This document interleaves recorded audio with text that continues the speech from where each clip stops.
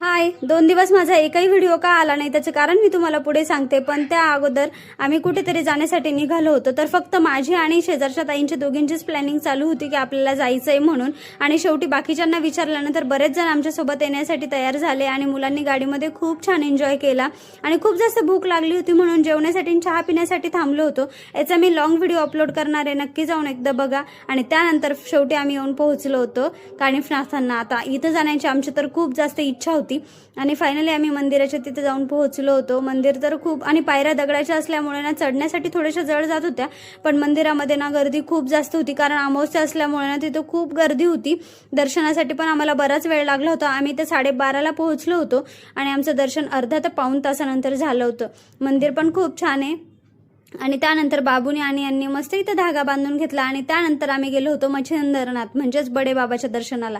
याचा मी उद्या long video आणि एक शॉर्ट व्हिडिओ अपलोड करणार आहे, नक्की जाऊन चेक करा. आजच्यासाठी एवढंच, बाय.